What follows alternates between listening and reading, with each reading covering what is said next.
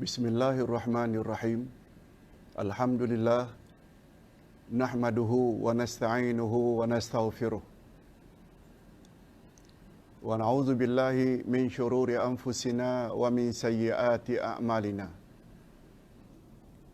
Man yahdihillahu fala mudhillalah wa man yudlil fala hadiyalah.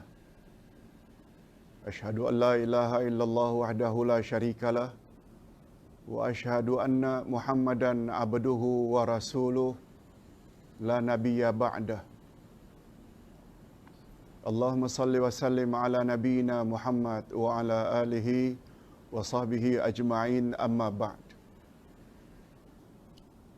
Hadirin dan hadirat serta para pemirsa yang saya hormati, Assalamualaikum warahmatallahi wabarakatuh. Alhamdulillah, kita bersyukur kehadirat Allah Azza wa Jalla. Berkat taufiknya kita diberi oleh Allah peluang atau dipilih oleh Allah untuk turut serta mendalami selok-belok agama. Kalau semalam kita telah jelaskan dengan panjang lebar siapakah yang menentukan nasib anda.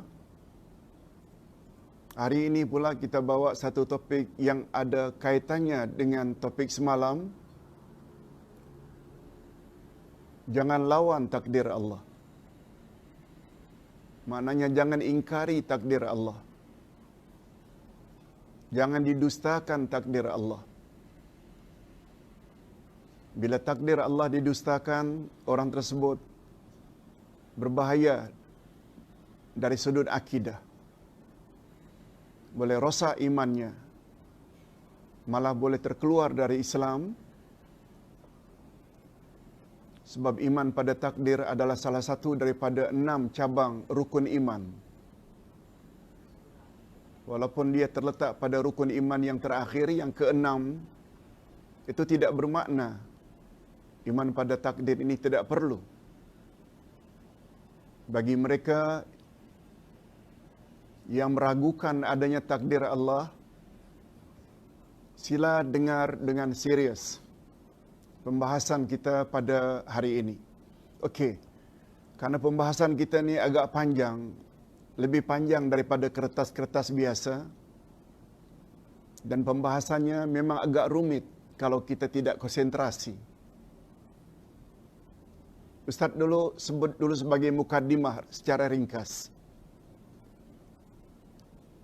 Sila lihat nota sebagaimana yang Ustaz sediakan. Mukaddimah. Umat Islam wajib beriman pada takdir Allah.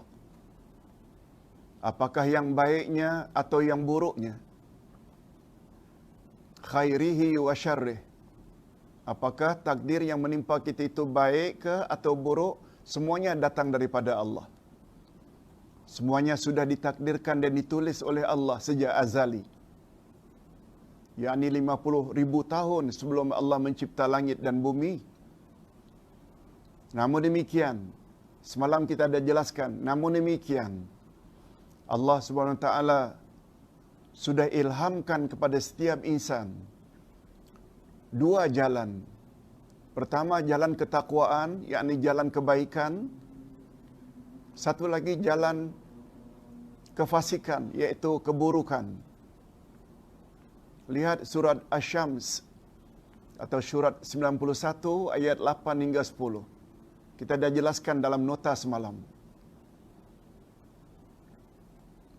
Lebih daripada itu, atau itu memberi isyarat manusia diberi oleh Allah membuat pilihan. Apakah ingin menjadi manusia yang akan bahagia dan masuk syurga kelak di akhirat? Mudah-mudahan kita termasuk golongan ini. Atau sebaliknya menjadi penghuni neraka. Na'udzubillah min zalik. Allah Subhanahu Wa Taala telah anugerahkan kepada mereka akal.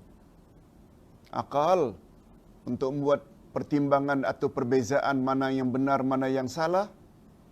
Malahan lebih daripada itu, Allah turunkan kitab dari langit, silih berganti. Allah utus atau Allah angkat rasul generasi demi generasi untuk membimbing manusia, untuk dijadikan role model, contoh teladan.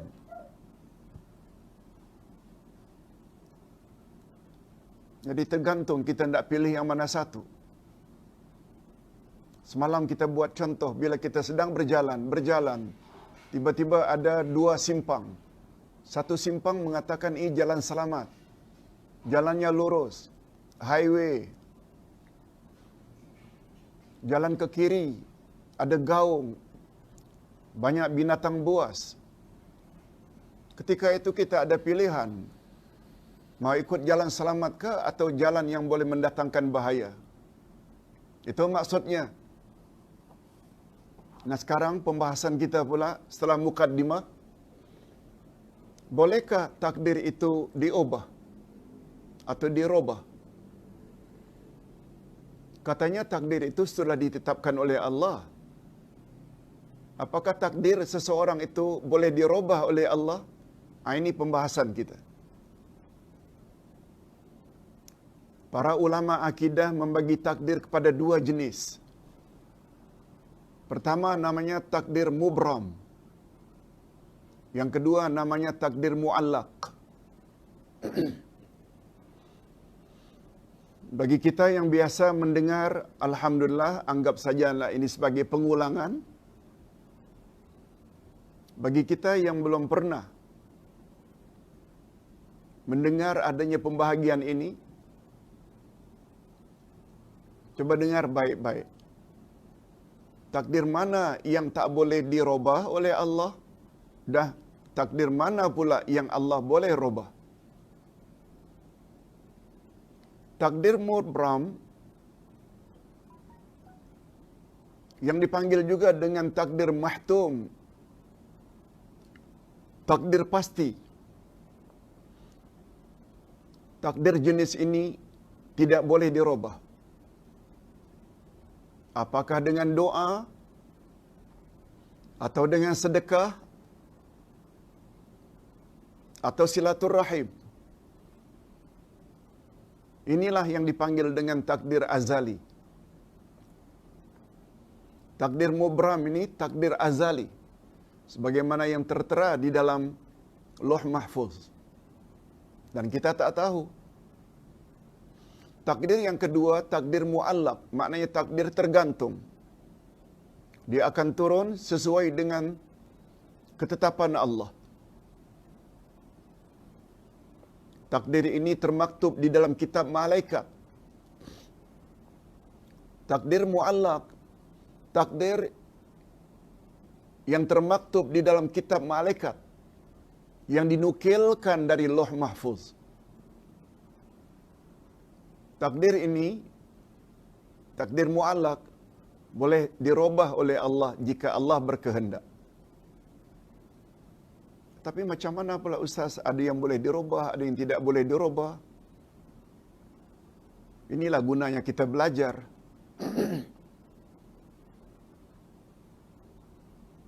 Dan Ustaz usahakan untuk memudahkan pemahaman, siapkan nota lagi. Supaya setelah kita faham, kita boleh sampaikan kepada anak cucu. Andai kata tidak faham dalam online seperti ini, live, malah kita boleh buka balik Facebook. Sebab kita akan jadikan dia sebagai YouTube, video, untuk kita ulang lagi, supaya faham.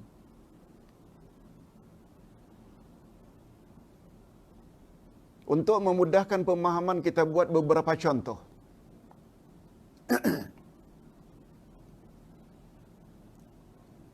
Hadirin dan hadirat serta para pemirsa yang saya hormati. Ustaz dapat panduan daripada tim yang merekod bahawa recording kita ini tidak boleh lebih dari 2 jam. Setelah 2 jam dia akan jadi kabur, seperti recording semalam. luar biasa, 2,5 jam. Itu sebabnya Ustaz berusaha paling lama pendedahan ini, pencerahan ini 1 jam atau 1 jam 10 minit. Sedangkan 40 ke 45 minit kemudian itu tanya jawab. Oleh sebab itu, tolong beri perhatian dan konsentrasi ketika penjelasan ini. Para ulama akidah membagi takdir kepada 2, iaitu mubram, iaitu takdir yang tertera di dalam Lauh Mahfuz. Takdir ini tidak boleh dirubah. Dan takdir yang satu lagi, takdir mu'allaq. Takdir ini adalah takdir yang ada di kitab-kitab para malaikat. Takdir yang kedua ini boleh dirubah. Contoh, seseorang telah tercantum takdirnya jika dia berdoa terhadap sesuatu. Ini dia peranan doa. Seseorang telah tercantum takdirnya jika dia berdoa terhadap sesuatu, maka dia akan diberikan apa yang dia doakan. Dan jika dia tidak berdoa, maka dia tidak akan diberi. Para malaikat tidak mengetahui apa yang akan berlaku. Orang itu akan berdoa ke atau tidak berdoa, malaikat tak tahu. Yang tahu hanya Allah tentang masa depan seseorang. Malaikat tidak tahu. Takdir mu'allaq bukan takdir Allah yang azali. Ini dia. Takdir mu'allaq kita katakan takdir yang termaktub di dalam kitab malaikat. Takdir mu'allaq bukan takdir Allah yang azali. Takdir Allah yang azali di Lauh Mahfuz. Sifat Allah Subhanahu Wa Taala senantiasa mengetahui segala-galanya. Semalam kita dah sebut dengan panjang lebar. 4 martabat takdir. Ilmu Allah, penulisan, kehendak Allah dan kejadian. Allah mengetahui antara 2 perkara yang akan dipilih oleh manusia. A, jenis insan yang suka berdoa. B, jenis insan yang tidak suka berdoa. Allah tahu. Sejak azali lagi Allah tahu. Malaikat tak tahu. Allah mengetahui antara 2 perkara yang akan dipilih oleh manusia. Dan selanjutnya, apakah yang akan dia perolehi? Kalau dia berdoa, dia akan perolehi permintaannya. Yang tak berdoa, tak dapat. Ini menyangkut takdir mu'allaq. Semua itu tercantum di dalam Lauh Mahfuz sejak azali. Orang itu akan jadi orang yang suka berdoa atau tidak suka berdoa. Okey, kita teruskan. Rasulullah sallallahu alaihi wasallam bersabda menyebut tentang perkara ini. La yanfa'u hadharun min qadar walakin Allah azza wa jalla yamhu bid-du'a ma syaa min qadarin.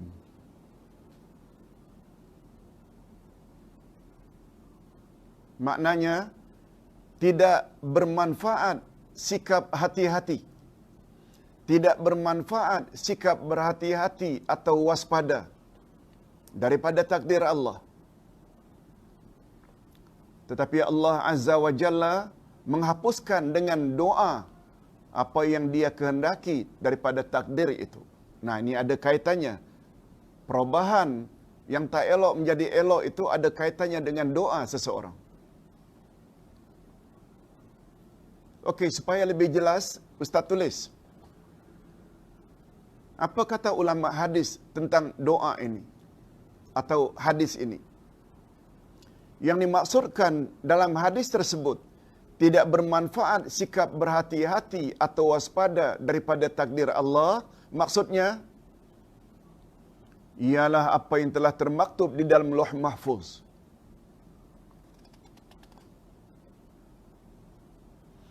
Bahawa orang tersebut akan menderita tertera.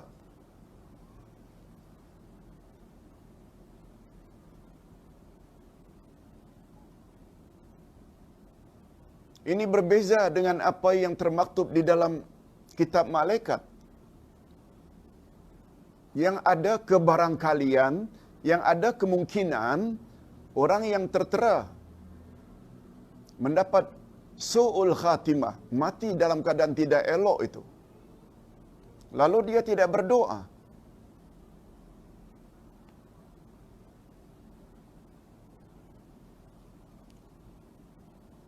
Ini yang disebut dengan takdir mubram. Sedangkan maksud, tetapi Allah menghapuskan dengan doa apa yang dia kehendaki dari takdir itu. Ini pula apa yang dimaksudkan, apa-apa yang telah ditakdirkan oleh Allah dalam takdir mu'allaq. Jadi takdir mu'allaq boleh dirubah dengan doa.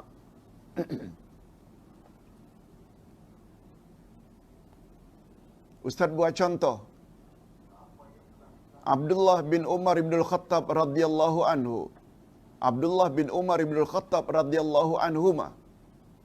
Beliau pernah berdoa, Allahumma in kunta katabtani syaqiyya famhuni waktubni sa'ida. Ya Allah, andai kata sudah engkau tulis di dalam Lauh Mahfuz, aku akan menderita, merana. Aku mohon ya Allah, kiranya engkau hapuskanlah dan ganti aku agar aku menjadi orang yang bahagia. Ini di antara doa. Dengan permohonan tersebut, Allah boleh robah. Karena Allah tahu Abdullah bin Umar bin Al-Khattab akan berdoa. Lalu beliau pun berdoa. Tapi orang yang malas berdoa, tak suka berdoa, Allah, kalau dah ditetapkan begitu, begitulah kita. Lalu dikatakan, kalau sudah ditetapkan masuk syurga, tak beramal pun masuk syurga. Kalau telah ditetapkan masuk neraka, beramal pun neraka juga. Untuk apa beramal? Nah ini, di antara jenis manusia yang tak faham makna takdir. Pembahagian takdir. Jenis-jenis takdir. Bahawa takdir sebenarnya ada yang boleh dirubah dan ada yang tak boleh dirubah. Ustaz buat contoh lain yang sangat cantik. Berdasarkan hadis sahih riwayat Imam Muslim. Kita kena percaya ini. Ini ada kaitan dengan wabak. Ini ada kaitannya dengan perpecahan umat Islam sesama mereka. Dengar baik-baik. Rupanya ada hadis sahih riwayat Imam Muslim. Ustaz bawa contoh lain.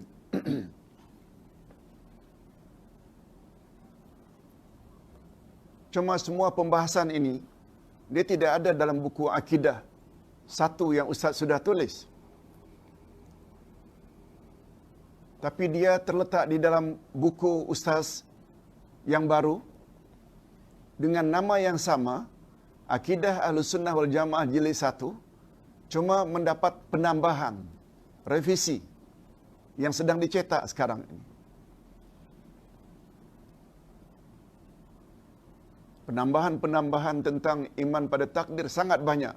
Ini antara lain yang Ustaz tulis di dalam nota ini.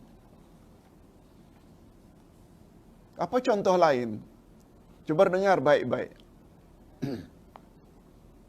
Contoh lain yang juga sangat berguna untuk memahami dua jenis takdir di atas adalah hadis Nabi sallallahu alaihi wasallam. Apa kata Nabi? Ustaz sengaja tidak tulis teks Arabnya, matannya, cukup terjemahan mengingat terlalu panjang. Apa kata Nabi? Aku memohon kepada Tuhanku untuk umatku 3 perkara.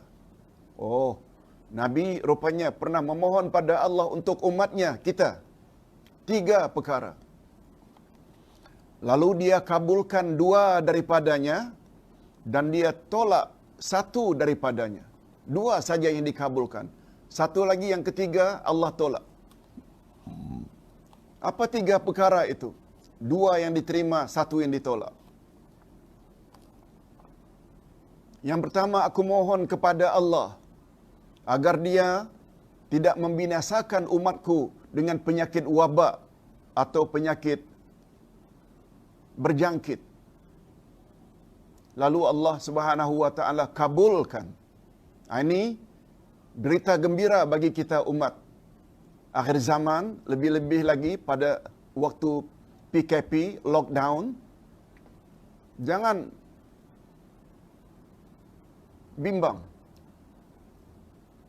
Corona tidak akan dapat membinasakan umat Muhammad. Ini tidak bermakna orang Islam tidak akan kena wabak seperti ini secara individu, tapi umat Muhammad musnah disebabkan wabak? No. Sebab permintaan Nabi telah dikabulkan oleh Allah. Wabak tidak akan dapat memusnahkan umat Nabi Muhammad sallallahu alaihi wasallam. Okey, yang kedua, aku juga memohon kepada Allah agar dia tidak memberi kekuasaan pada musuh-musuh selain mereka. Maknanya orang kafir, untuk menghapuskan umatku. Lalu Allah juga kabulkan permohonan Nabi. Oleh sebab itu bagaimana kuat pun orang-orang kafir, umat Nabi Muhammad tidak akan musnah. Terus akan ada hingga hari kiamat. Mudah-mudahan kita termasuk ke dalam golongan ini. Orang kafir tidak akan mampu untuk menghapuskan umat Muhammad. Nah, dah 2. Minta supaya umatnya terhindar daripada wabak, termasuk COVID-19, Corona. Juga orang kafir tidak akan dapat menakluk, menguasai umat Islam.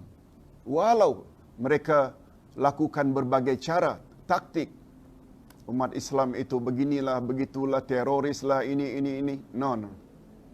Tidak akan mungkin sebab Allah sudah kabulkan, kata Nabi. Nah, satu lagi.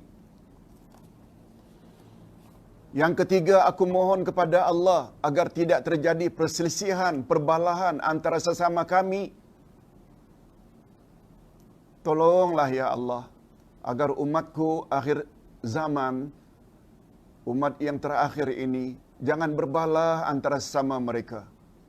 Terhadap doa yang ketiga ini, Allah tidak kabulkan permohonan mereka. Oleh sebab itu, jangan bermimpilah umat Islam akan bersatu. Di dunia kah, dalam bentuk nasional kah, berbalah tak habis-habis. Nabi dah sebut dah terhadap permohonan ini agar umat Muhammad dibersatu, sepakat, muafakat. Kata Allah, no. Itu sebabnya bermacam-macam usaha telah dibuat agar umat Islam bersatu. Tak jadi-jadi. Karena Allah dah tolak dah permohonan itu. Cuma mereka yang jadi biang keladi perpecahan umat, tanggung sendirilah nanti di akhirat. Oleh sebab itu, kita yang ingin selamat, jangan buat atau jangan jadi biang keladi perpecahan umat. Usahakan agar bersatu padu. Ini sudah sunnatullah. Oleh sebab itu, kita jangan panik bila si fulan buat begini, bulan buat begini, yang akhirnya pecah lagi umat Islam. Untuk Malaysia ni, umat Melayu, itu memang sudah sunnatullah. Umat Islam tidak akan bersatu sampai hari kiamat. Cuma tanggung sendirilah kalau kita menjadi orang yang jadi biang keladi atau punca perbalahan. Fikir panjang-panjang. Setelah 2 diterima oleh Allah, kabul, terhindar daripada wabak, Yang kedua, orang kafir tidak akan dapat menguasai umat Muhammad hingga kiamat. Dan lagi satu lagi Allah tolak supaya umat Islam jangan sampai berpecah belah. Lalu apa kata Allah? Kemudian Nabi Muhammad sallallahu alaihi wasallam meneruskan apa kata Allah? Kemudian Allah berfirman setelah menyebut perkara tadi. Ya Muhammad. Ini namanya hadis qudsi. Ya Muhammad, inni qadaitu qadaan fa innahu la yurad. Wahai Muhammad, sesungguhnya jika aku sudah menetapkan sesuatu, maka ia tidak akan dapat ditolak. Sama ada dua yang dikabulkan pertama, sama ada yang Allah tidak kabulkan permohonan ketiga, itu tidak akan berubah untuk selama-lamanya. Hadis riwayat Imam Muslim. Hadis sahih. Sedikit penjelasan. Hadis di atas menunjukkan adanya takdir mubram. Takdir mubram ini ada kaitannya yang sangat erat dengan masyiatillah, kehendak Allah. Ada kaitannya dengan qudratullah, kuasa Allah. Takdir Allah, takdirullah. Dan ada satu lagi yang sangat berkait rapat dengan ilmu Allah. Takdir mubram adalah takdir azali. Allah dah tahu dah apa yang akan berlaku. Ia tidak akan berubah untuk selamanya. Nah, penjelasan selanjutnya, sedangkan takdir mu'allaq, takdir tergantung, adalah takdir yang tercantum di dalam kitab para malaikat. Ini Ustaz ulang sekali lagi. Takdir mu'allaq, takdir yang tercatat, termaktub di dalam kitab malaikat. Allah Subhanahu wa taala berfirman. Apa firman Allah kepada para malaikat? Uktubu umura fulanin illam yatasaddaq fahuwa kaza wa in tasaddaq fahuwa kaza. Maksudnya, para malaikatku sekalian, kata Allah, tulislah oleh kamu umur si fulan itu, yakni sekian, jika dia tidak bersedekah. Tetapi umurnya akan menjadi bertambah menjadi sekian jika dia bersedekah. Allah kata kepada malaikat, tulis olehmu kitab hamba-Ku ini, takdir untuk hamba-Ku ini. Jika dia dalam hidupnya suka bersedekah, umurnya 90, tapi kalau dia tidak bersedekah, jadikan umurnya 70 saja. Itu maksudnya. Jadi pertambahan dari 70 ke 90, 20 tahun kemudian ada kaitannya dengan sedekah seseorang, infak seseorang. Itu maksudnya. Dan hanya di dalam ilmu Allah saja sejak azali si fulan itu akan bersedekah atau tidak bersedekah, itu hanya ada dalam ilmu Allah. Malaikat tak tahu. Malaikat hanya diarahkan supaya menulis. Bukan dalam pengetahuan malaikat. Malaikat hanya diberitahu kalau orang itu, orang yang tidak suka bersedekah, umurnya hanya setakat 40. Tapi kalau dia boleh bersedekah, lanjutkan usianya. Jangan cabut nyawanya, hei malaikat. Biar dia hidup sampai 70. Allah hanya beritahu. Kemudian malaikat akan melihat. Bila seseorang itu sampai umur 40, suka memutuskan silaturahim sesuai dengan arahan Allah, dia tak suka bersedekah, cabut umur 40. Tapi bila ternyata menjelang 40, dia suka menghubung, dia suka bersedekah. Lalu, malaikat dapat isyarat. Delay kematiannya 30 tahun lagi. Ini contoh.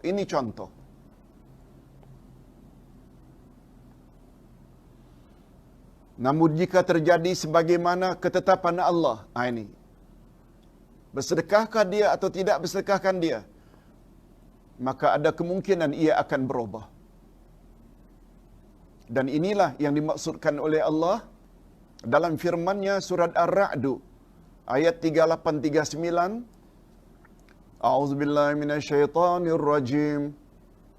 Lihat dalam Quran ada disebut likulli ajalin kitab yamhullahu ma yasha'u wa yuthbit wa indahu ummul kitab. Terjemahannya, bagi tiap-tiap masa ada kitab. Likulli ajalin. Ajalin itu maknanya masa. Oh, sudah sampai ajalnya, maknanya sudah sampai masanya untuk mati. Bagi tiap-tiap ajal ada kitab yang tertentu. Allah menghapuskan apa yang Dia kehendaki dan menetapkan apa yang Dia kehendaki, dan di sisinya lah terdapat Ummul Kitab, yaitu Lauh Mahfuz. Ingat, mubram yang tertera di dalam Lauh Mahfuz, muallaq apa yang ada di tangan malaikat.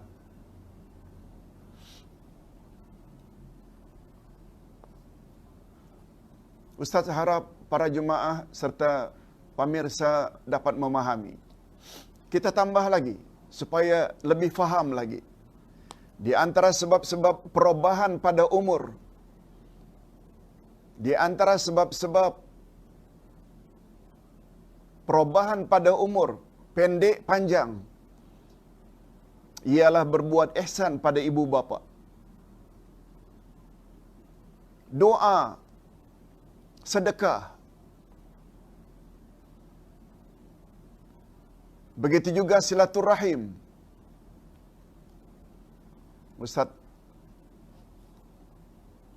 terlupa menyebut di sana setelah sedekah itu silaturahim. Ini sebagaimana tercantum di dalam hadis Nabi sallallahu alaihi wasallam.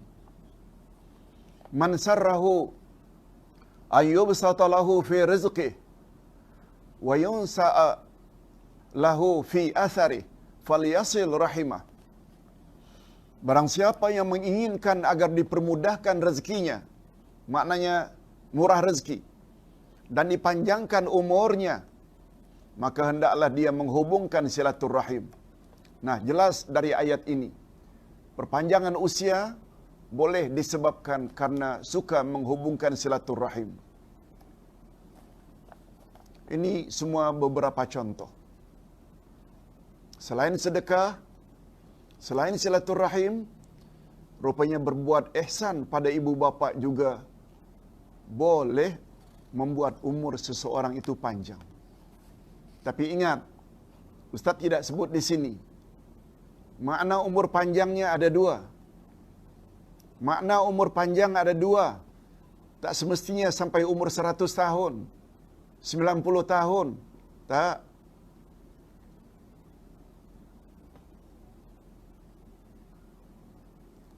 Makna pertama, panjang umur adalah hidupnya diberkati oleh Allah. Walaupun umurnya singkat, tapi banyak berbuat amal saleh, banyak bantu agama. Contoh Imam Syafi'i, umurnya 54 tahun. Untuk ukuran sekarang pun bukan umur panjang, 54 tahun. Lahir tahun 150, meninggal 204. Abdullah Al-Mubarak, lagi singkat umurnya, lahir 133 Hijrah, meninggal 177, hanya 44 tahun. Untuk ukuran hari ini pun bukan umur panjang, tapi umur mereka cukup panjang. Umur 10 tahun dah hafal Quran, umur 12 tahun dah hafal hadis Nabi, siangnya berjihad, berdakwah, malamnya baca Quran, qiyamul lail, menulis. Umur 44 meninggal dunia, umur 54 meninggal dunia. Mengapa dikatakan panjang? Sebab hari ini Imam Syafi'i sudah 1200 tahun berada di alam barzakh. Kalau meninggal 205, hari ini 1441, maknanya sudah 1200 tahun. Beliau senantiasa kolek ganjaran terhadap karya penulisan beliau. Setiap orang baca kitabnya Al-Um ke Ar-Risalah ke, terus menerus beliau akan dapat. Ini juga telah kita bahas terdahulu. Dan makna panjang umur yang kedua, Allah anugerahkan baginya anak yang saleh dan salihah, cucu yang saleh dan salihah. Itu makna panjang umur. Bukan terletak pada sampai 100 tahun. Sebab Nabi bersabda, khairun nas man tala umruhu wa hasuna amaluh. Sebaik-baik manusia, orang yang semakin panjang usianya, semakin baik amalnya.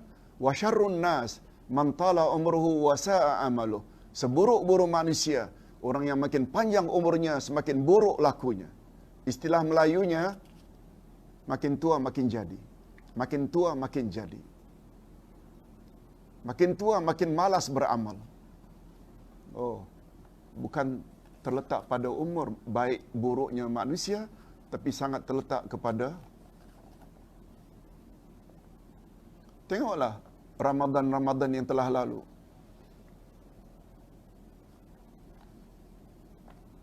Ketika kita salat tarawih di masjid,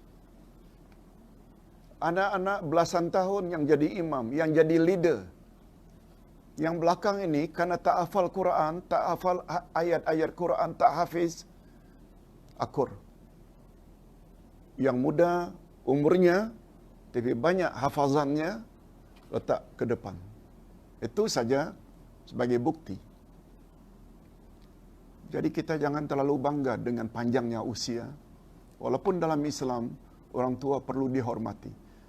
Tetapi mentang-mentang tua, kononnya kita lebih baik di sisi Allah, belum tentu. Ustaz pernah cerita dalam hal ini, ketika Umar bin Abdul Aziz, iaitu cicit Umar bin Khattab, jadi khalifah yang sangat adil. 2 tahun saja dia memerintah, tapi berkat sangat adil, jadi hidup makmur. Beliau memerintah tahun 99 dan mati diracun tahun 101, 2 tahun saja. Ketika beliau ditabalkan menjadi khalifah, datanglah wakil-wakil dari kabilah untuk ucap tahniah di atas pertabalan beliau. Cuma dari sekian banyak wakil-wakil suku itu, kabilah, ada satu wakil umurnya belasan tahun. Sedangkan yang lain-lain itu semuanya panjang-panjang, janggutnya putih, janggutnya dah tua, bungkuk. Lalu Umar bin Abdul Aziz tanya, tak adakah kabilahmu sebagai utusan itu yang tua, yang lanjut usia, mengapa kirim yang muda? Coba dengar apa jawab anak muda tersebut. Bukan kurang ajar, tapi jawabannya betul. Ya Amirul Mukminin, kalaulah umur yang menentukan kemuliaan seseorang, masih banyak lagi orang yang lebih layak untuk jadi khalifah selain Tuan. Allahu Akbar. Terdiam Umar bin Abdul Aziz. Cakapnya betul. Kalaulah umur yang jadi ukuran siapa yang lebih layak untuk jadi khalifah, banyak lagi orang-orang yang lebih layak dari Tuan untuk jadi khalifah. Itu sebabnya jangan perlekehkan umur saya yang belasan tahun.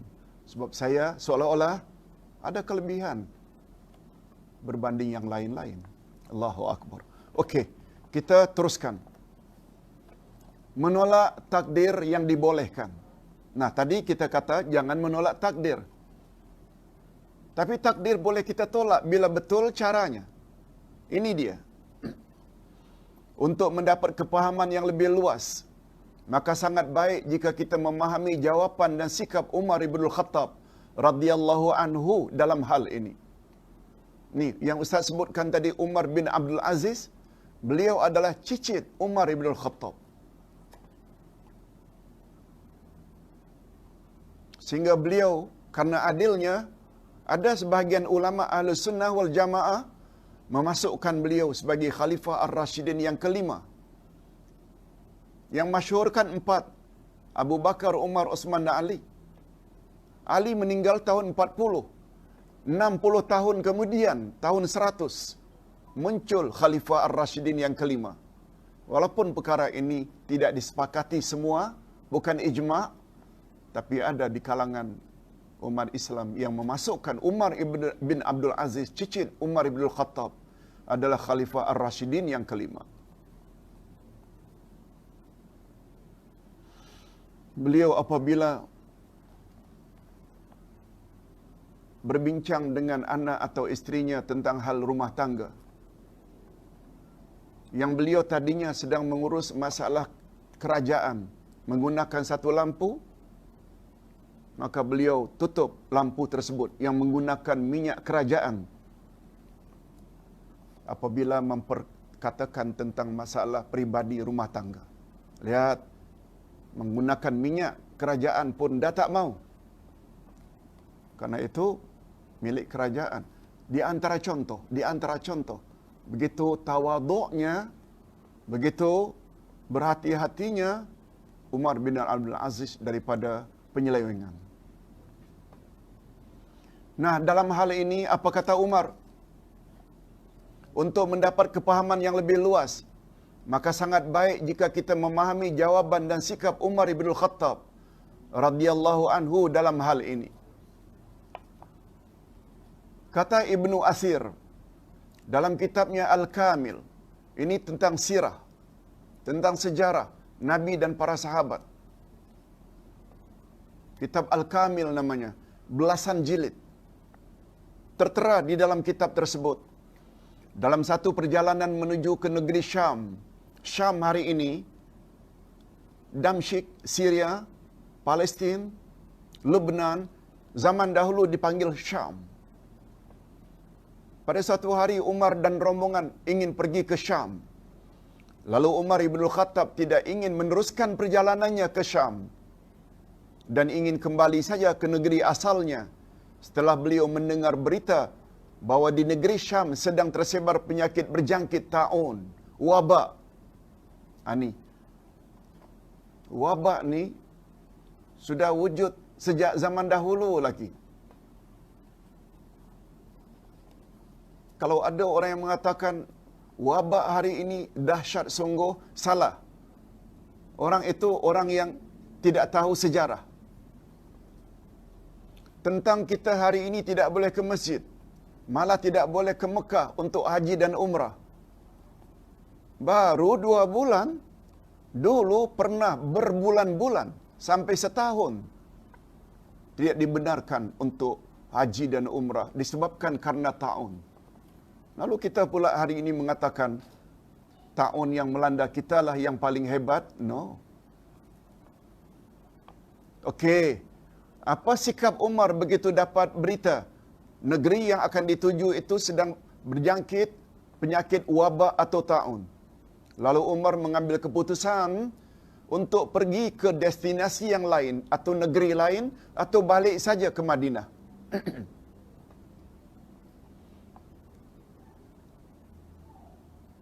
Ketika itu Abu Ubadah radhiyallahu anhu bertanya kepada Umar.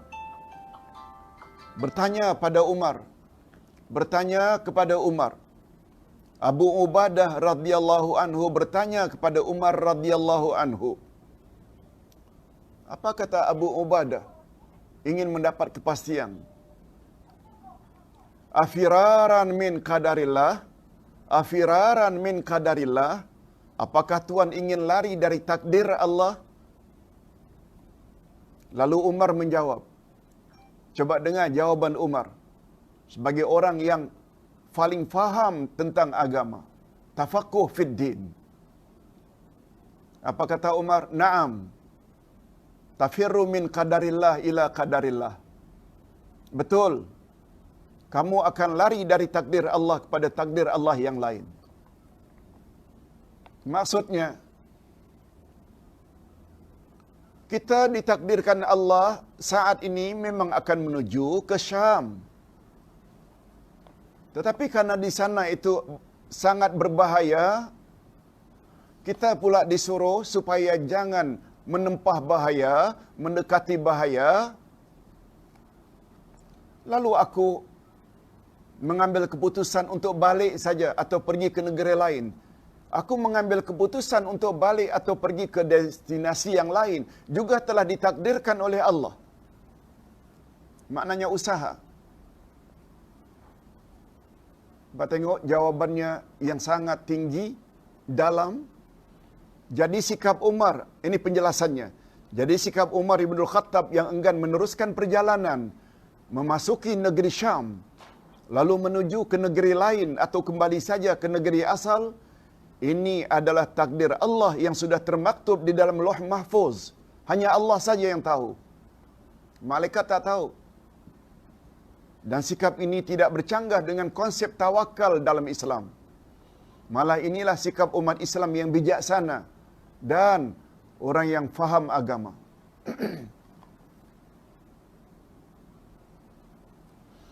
Kalau orang yang tidak faham agama, Allah, kalau kita ditakdirkan tidak kena wabak, kita pergi ke sana pun tak akan kena wabak. Minta maaf, ini adalah komen orang yang jahil agama. Macam hari ini, sudah dikenal pasti oleh ulil amri, pemerintah ke ulama ke, mengatakan, jangan salat berjamaah di masjid.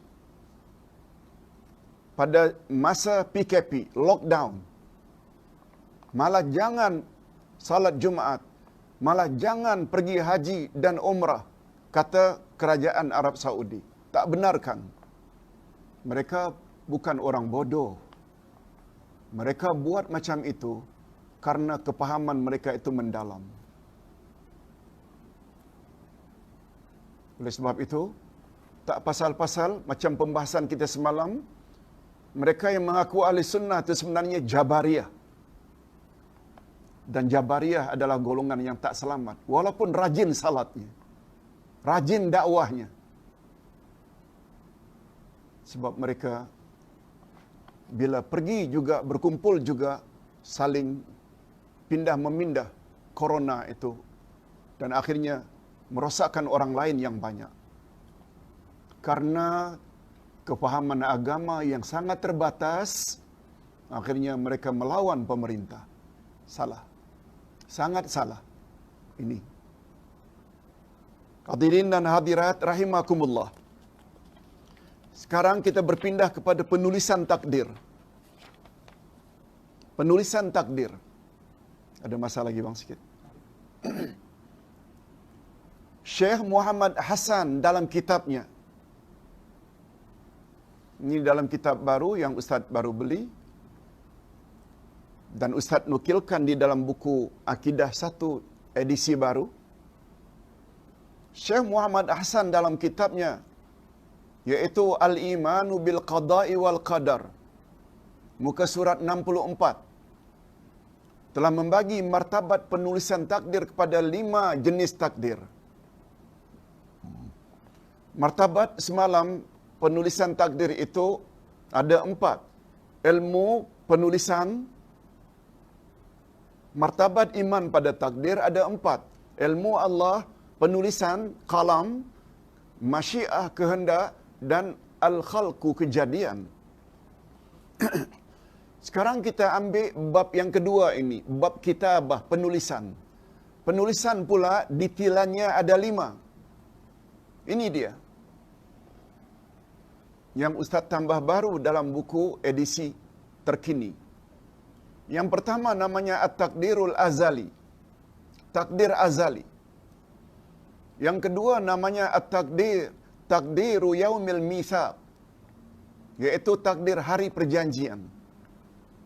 Yang ketiga namanya At-Takdirul Umuri, takdir umur. Dan yang keempat At-Takdirul Hauli, yaitu takdir tahunan. Dan yang terakhir At-Takdirul Yaumi, takdir harian. Masya Allah Ustaz, kami baru dengar ini adanya pembahagian sedetail ini, serinci ini. Inilah namanya ilmu. Makin hari ada saja perkara-perkara baru yang kita belum tahu.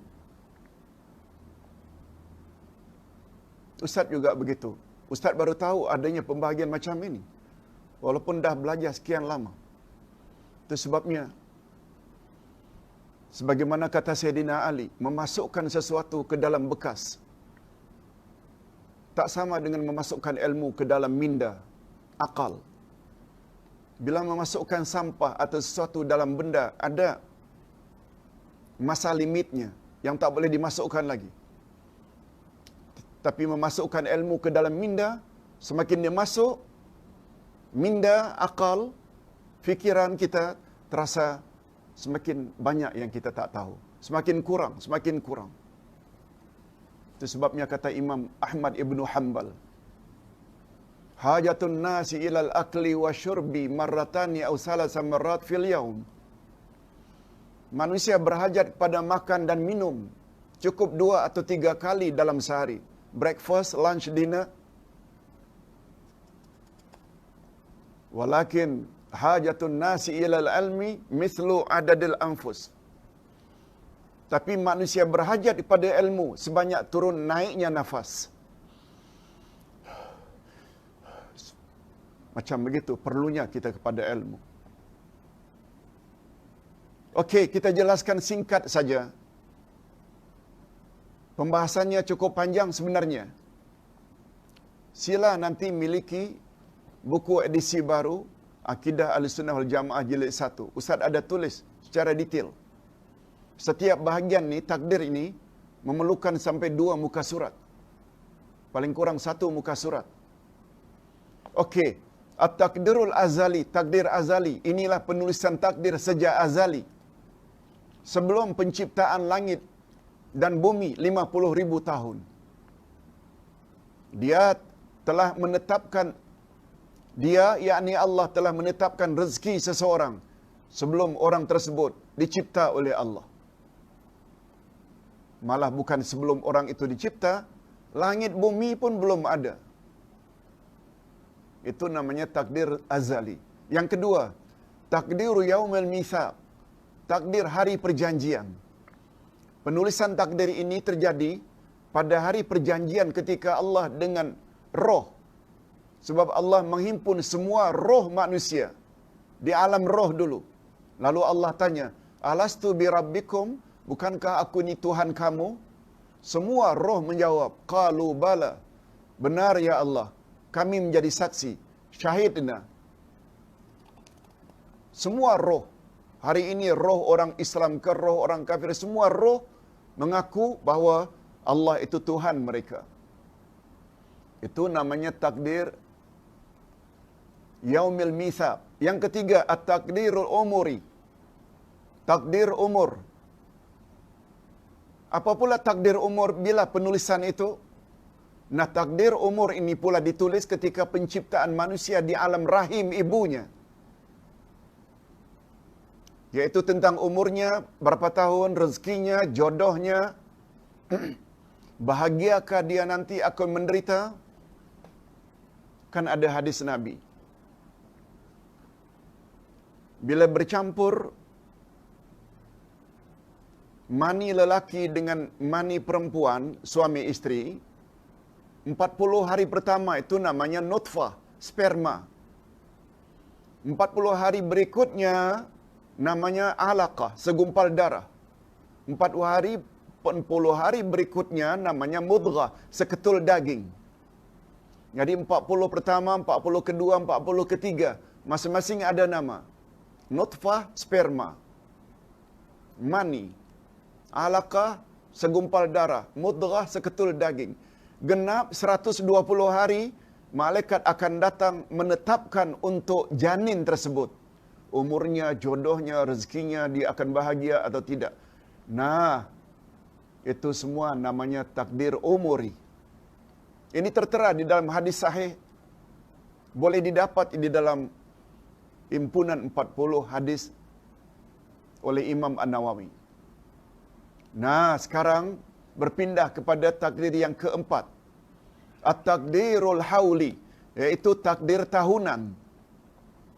Inilah penulisan takdir pada malam Lailatul Qadar sesuai dengan doa seseorang untuk setahun yang akan datang. Nah, ini dia yang Ustaz sebut dalam satu topik sebelum ini, Lailatul Qadar dan penulisan takdir. Yang Ustaz maksudkan ini dia, iaitu at-takdirul hauli. Al-haul itu maknanya setahun. Orang yang akan keluar zakat kan ada dua syaratnya. Sampai haul maknanya tersimpan harta itu setahun, yang kedua nisab. Jadi takdir pula, iaitu takdir tahunan, itulah takdir yang ditetapkan oleh Allah pada malam Lailatul Qadar. Bukan sempena nisfu Sya'ban. Itu tidak ada asas sama sekali. Bukan berdasarkan akhir tahun hijrah, sehingga kita berdoalah doa awal tahun, akhir tahun. No. Yang ada dalilnya adalah di malam Lailatul Qadar sesuai dengan firman Allah. Lailatul Qadri khairum min alfi syahr. Maaf, ayat yang Ustaz maksudkan. Tanazzalul malaikatu warruhu fiha biizni rabbihim min kulli amr. Turunlah malaikat-malaikat pada malam Lailatul Qadar dan Jibril dengan izin Tuhan mereka untuk mengatur urusan manusia. Di antara tafsir untuk mengatur urusan manusia, itulah dia, yakni malaikat disuruh oleh Allah untuk menulis sesuai dengan doa orang di malam Lailatul Qadar. Itu sebabnya kita digalakkan sangat supaya bersungguh-sungguh di malam Lailatul Qadar. Mudah-mudahan mereka yang rajin beribadat malam tadi, malam 27, Ustaz tidak katakan pasti, tapi Nabi pernah sebut, kalau ingin mendapat Lailatul Qadar, bersungguh-sungguhlah di malam 27. Apalagi bagi Ustaz pribadi, ciri-ciri Lailatul Qadar yang disebut oleh Nabi, malamnya tenang, tidak panas, tidak sejuk. Matahari pada paginya memancar dengan pancaran putih, bukan merah, bukan tajam. Itu juga Ustaz saksikan pagi tadi. Sungguh hebat. Putih macam bulan purnama. Sekali lagi, ini bukan confirm, tapi tanda-tanda yang pernah disebut oleh Nabi macam-macam sepertinya terdapat pada tadi malam. Namun demikian, jangan pula sampai tidak beribadat. Kita masih ada lagi malam 28, 29, malam 30. InsyaAllah kita akan terus mencari. Kalau dapat, alhamdulillah. Kalau tidak dapat pun, tidak akan sia-sia amal ibadat kita di malam-malam 10 Ramadan terakhir. Okey. Nah, satu lagi yang kelima, takdir harian. At-takdirul yaumi. Takdir harian ialah penurunan takdir setiap hari sesuai dengan masanya yang telah ditetapkan sebelumnya. Dia akan dapat rezeki, dia akan dapat sakit, dia akan dapat ini dan itu. Setiap harian itu namanya at-takdirul yaumi. Okey, kesimpulan. Apa kesimpulan yang dapat kita ambil dari 5 penulisan tadi? Ini dia. Demikianlah berlakunya takdir harian sebagai perincian daripada takdir tahunan. Jadi sebagaimana yang kita doa pada malam Lailatul Qadar, minta harmonikan rumah tangga anak kita yang dah mula retak, minta supaya sihatkan anak kita yang sakit, supaya anak kita keputusannya cemerlang dalam ujian UPSR, SPM dan lain-lain. Sesuai dengan apa yang kita minta di malam itu, harian hari berikutnya itu akan berlakulah. Itu yang namanya takdir harian. Dia adalah rincian daripada takdir tahunan. Takdir tahunan pula adalah perincian dari takdir umur atau takdir ajal. Takdir umur pula perincian daripada takdir hari perjanjian. Sedangkan takdir hari perjanjian sebagai perincian takdir azali yang sudah pun tertulis sejak penciptaan. Sejak 50,000 tahun sebelum penciptaan langit dan bumi. Sila lihat kitab Akidah Ahlussunnah wal Jamaah edisi baru oleh Ustaz sendiri, halaman 223 sampai halaman 233, 10 muka surat, membahas tentang 5 jenis penulisan takdir tadi. Okey, sekarang kita sampai ke bahagian yang terakhir. Dalam pendedahan ini, ya insya-Allah cukup masanya, hanya 5 minit hingga 10 minit saja lagi. Ingat, kita memang tidak akan buat online ini lebih dari 2 jam. Bahagian yang terakhir,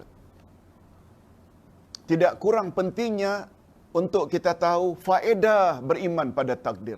Apa faedahnya? Di antara faedah beriman kepada takdir,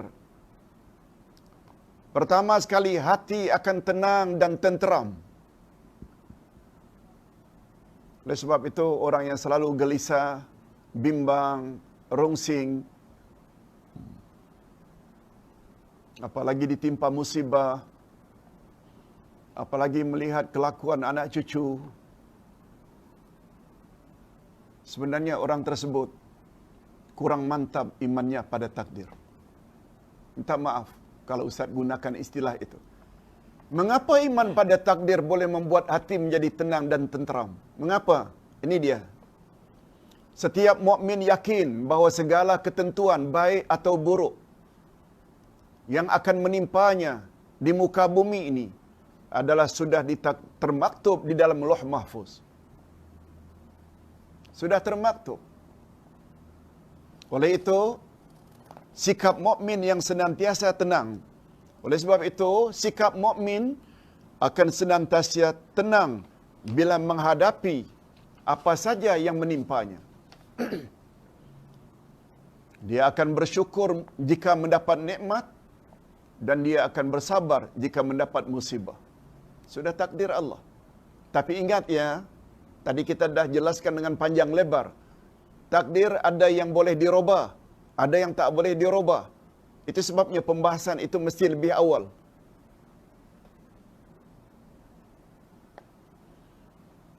Rungsing saja, tapi dia tidak mau berdoa.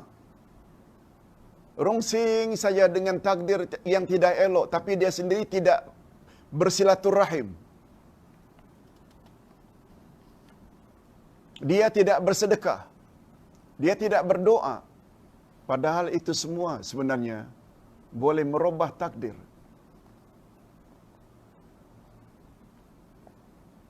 Yang dia dahulukan rungsing ke rungsing. Padahal Islam telah beri solusi, jalan keluar. Dia tidak lalui. Tapi apabila kita telah cari solusi, sudah bersedekah, sudah silaturahim, sudah berdoa, ternyata nasib buruk juga menimpa kita atau anak kita atau cucu kita. Yang itu kita tidak boleh menentang. Itu sudah ketetapan Allah. Sebab jika kita orang yang baik-baik, ternyata Allah Subhanahu wa taala beri sesuatu yang menurut perkiraan kita tidak baik. Sebenarnya ada baik, cuma kita tidak tahu saja hikmah di balik itu. Itu sebabnya mengapa kita perlu ada topik khas berbaik sangka kepada Allah. Ingat topik kita beberapa hari yang lalu? Ana inda zanni abdi bi. Aku akan memperlakukan manusia sesuai dengan sangkaan manusia itu terhadap diriku. Bila bersangka baik pada Allah, akan baiklah jadinya. Ustaz buat contoh. Mengapa para sahabat bila ditimpa musibah boleh berdoa, boleh ucap Alhamdulillah 4 kali? Kita bila dapat nikmat, Alhamdulillah, itu pun hanya sekali. Para sahabat karena fahamnya dengan takdir, bila ditimpa musibah, ucap 4 kali. Kata ulama tafsir dan ulama hadis, kali pertama, mereka perlu ucap Alhamdulillah, sebab Nabi pernah bersabda, Innallaha idza ahabba imra'an ibtalah. Allah apabila sayang pada seseorang, dia akan uji orang itu. Tak kira dengan apapun ujian. Sebab biasanya bila ditimpa musibah, orang akan ingat Allah. Yang kedua, dia ucap Alhamdulillah karena Nabi bersabda, tak seorang pun yang ditimpa musibah kecuali Allah hapuskan dosa-dosanya walaupun tercucuk selumba di kulit arinya. Sekecil itu.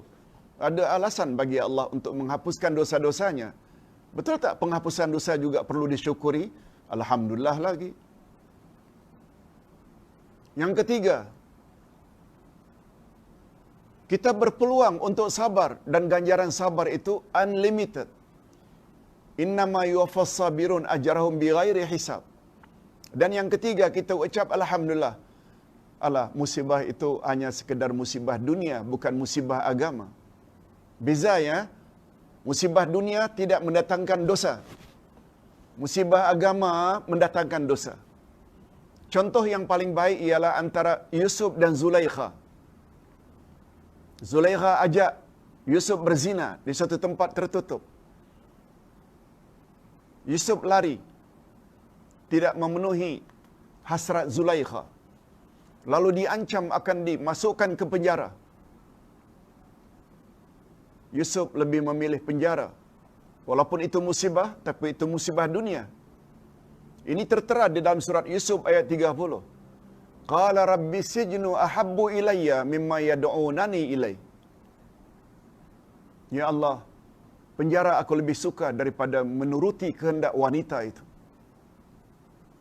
Oleh sebab itu, kalau hanya sekedar sakit, sekedar ekonomi merudum, sekedar PKP, tak boleh salat masjid, tak boleh keluar rumah, stay at home. Yang rungsing ini hanya orang-orang yang tidak mantap imannya pada takdir. Itu sebabnya orang yang faham pada takdir, dia akan serahkan sesuatu kepada Allah. Sebab tidak ada, kalau dia orang baik, tidak ada ketetapan yang Allah tetapkan untuknya kecuali baik-baik belaka. Itu sebabnya kata Nabi sallallahu alaihi wasallam dalam satu hadis, ajaban lil mu'min. Sungguh hebat orang yang beriman. Sungguh hebat orang yang beriman, sampai diulang 3 kali oleh Nabi. Akhirnya sahabat bertanya, mengapa Tuhan katakan orang beriman itu hebat?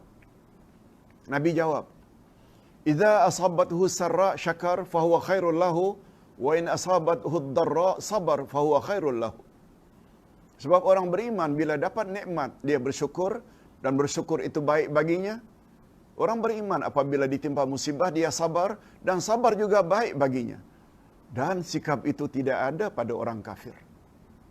Itu sebabnya Umar ibn Khattab berkata, coba tengok orang yang dalam ilmunya, dalam tafaqquh fid din.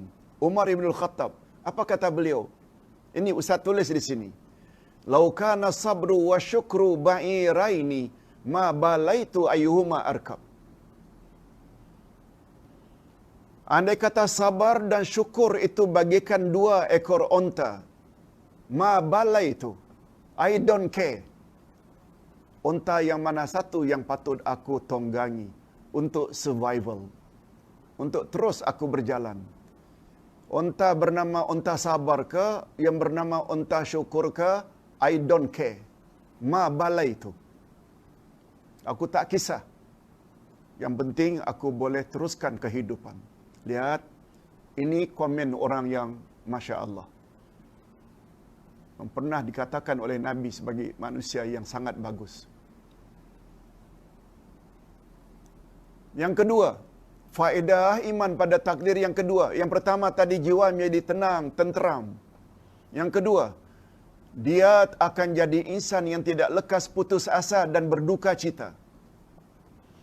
Setiap mukmin juga yakin bahawa segala yang menimpa dirinya adalah sudah ditakdirkan oleh Allah sejak azali. Apakah yang menimpanya itu kesusahan atau sebaliknya kesenangan. Oleh itu, orang yang beriman tidak akan lekas putus asa jika musibah menimpanya. Bagus juga kalau Ustaz buat contoh di sini.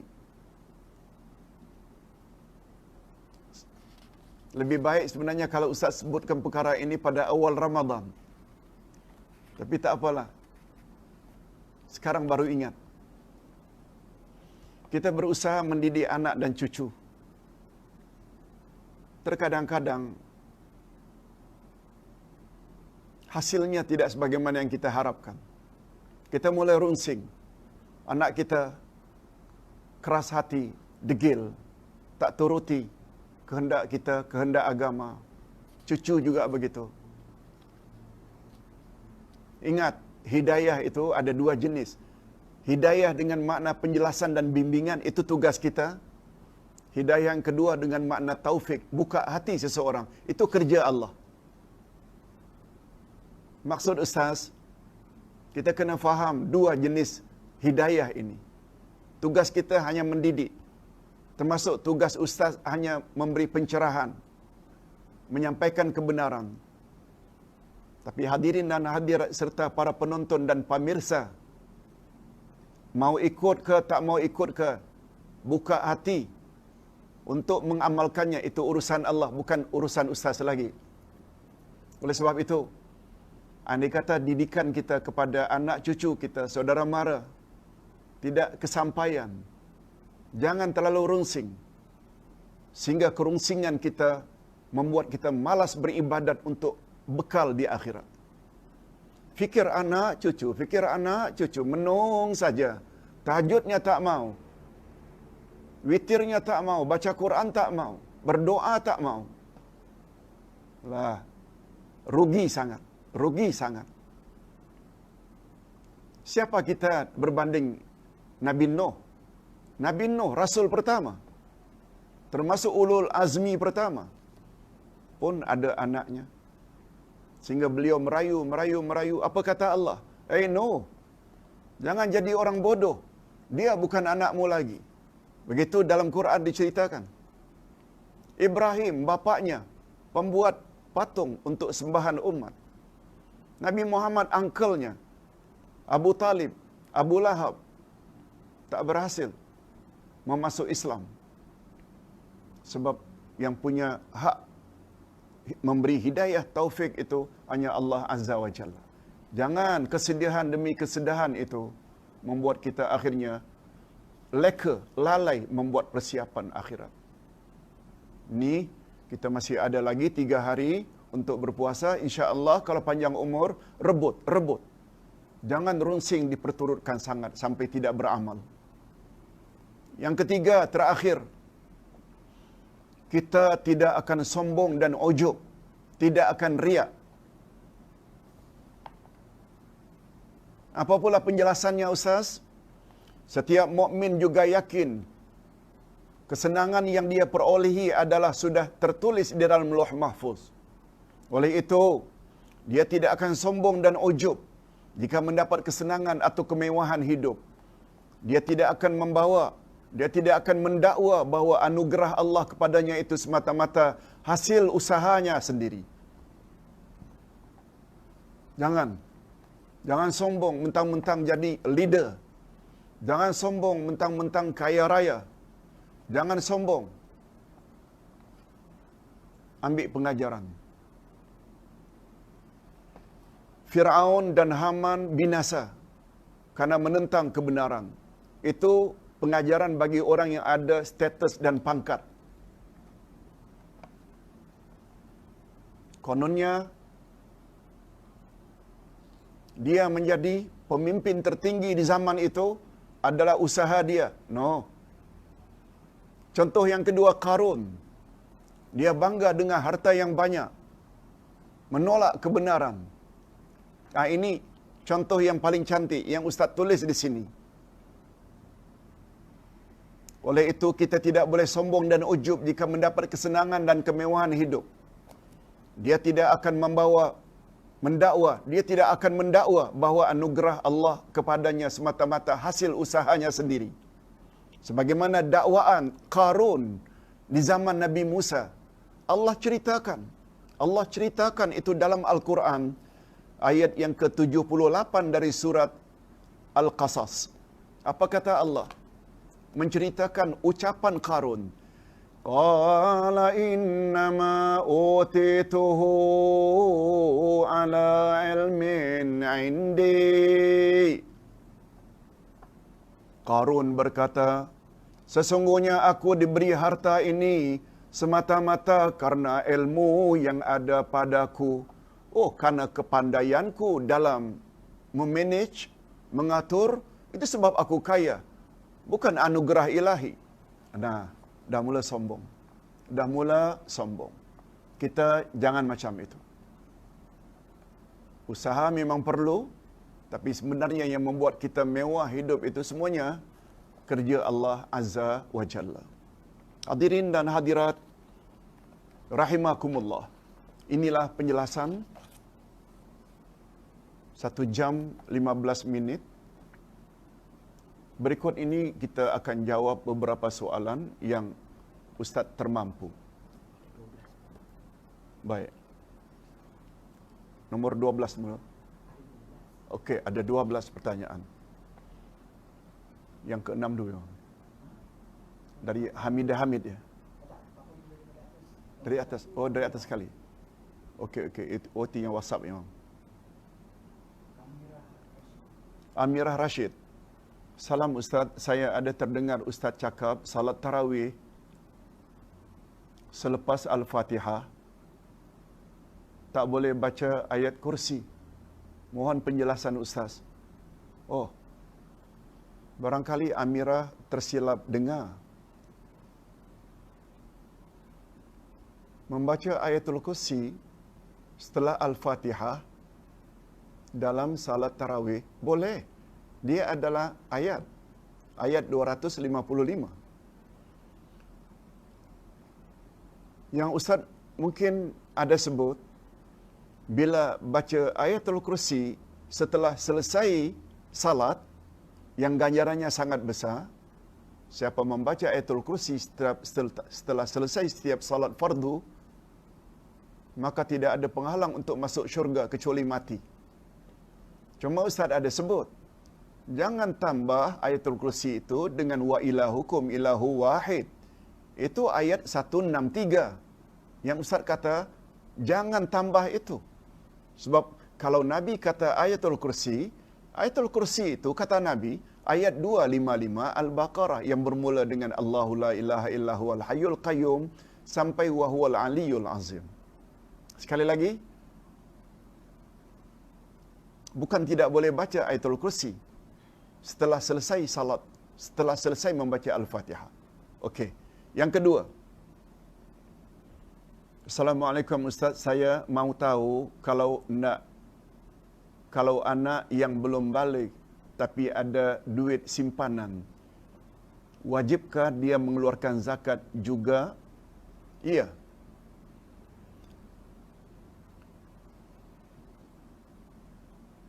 Kewajiban anak tersebut, walaupun mereka itu belum balik, tetapi kewajiban mereka itu dihandle oleh walinya. Sama ada ibunya, atau ayahnya, atau uncle-nya. Jadi masalah zakat, andai kata anak kita yang kita tinggalkan, umpamanya seseorang yang kaya raya meninggal dunia, lalu dia meninggalkan harta sekian banyak, itu untuk anak-anaknya. Kalau anaknya masih kecil, apakah tak wajib dikeluarkan zakat? Kan ada namanya wasi, iaitu orang yang ambil wasiat, orang yang pegang wasiat. Walaupun anak tersebut tak mampu sebab dia masih kecil, tapi perkara itu dihandle oleh orang yang menerima wasiat. Namun harta tersebut tetap dikeluarkan zakat. Wallahu a'lam. Yang ketiga, salam Ustaz. Saya ada dengar ceramah Ustaz. Soalan dari penonton mengenai selepas salat perempuan bersalam-salaman. Setelah selepas salat, perempuan masing-masing berpelukan. ikut pemahaman saya, Ustaz kata Rasulullah tidak mengamalkan perbuatan tersebut. Adakah ini dari hadis ke apa Ustaz? Mohon pencerahan Ustaz. Hadirin dan hadirat, kita digalakkan oleh Nabi sallallahu alaihi wasallam bersalam-salaman. Lelaki dengan lelaki, wanita dengan wanita, atau lelaki dengan wanita yang tidak boleh kahwin, yang mahram, boleh. Malah di dalam satu hadis disebut, andai kata kamu bersalaman, maka akan terjatuhlah segala dosa yang telah kamu lakukan, iaitu dosa kecil. Itu antara lain fadilat bersalaman. Dan lebih mesra lagi apabila kita berangkul, berpelukan. Wanita dengan wanita, lelaki dengan lelaki, tak ada masalah. Cuma yang Ustaz katakan, itu jangan jadikan kebiasaan atau tradisi setelah selesai salat. Kita lingkar salaman satu demi satu dengan imam, dengan sama makmum, sambil bersalawat, tak pernah dilakukan oleh Nabi sallallahu alaihi wasallam. Jangan lupa tonton balik topik mutaba'ah. Lebih kurang 2 minggu yang lalu. Mutaba'ah itu ada 6 macam. Perintah Nabi dalam bab ibadat. Ada yang menyangkut jenis, ada menyangkut tempat, ada menyangkut timing, ada menyangkut bilangan. Ini pemahaman mutaba'ah.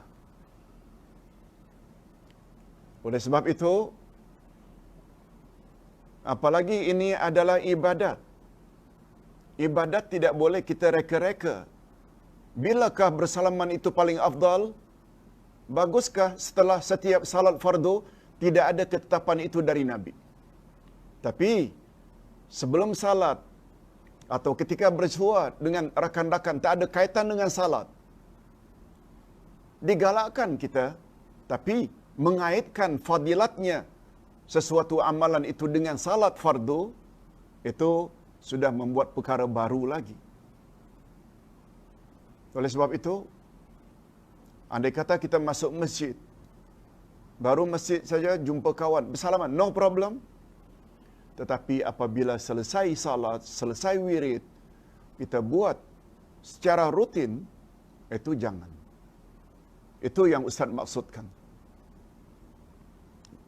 Ingat ya, kaedah ibadat tak sama dengan muamalat. Al-aslu fil ibadah haramun illa ma amarahu Allah wa rasuluh. Asal-usul ibadat adalah tak boleh sehingga ada arahan dari Rasul, itu dilakukan. Bila itu dilakukan, seperti Rasulullah kata, selesai salam, kamu bacalah istighfar 3 kali. Bacalah Allahumma anta salam wa minka salam.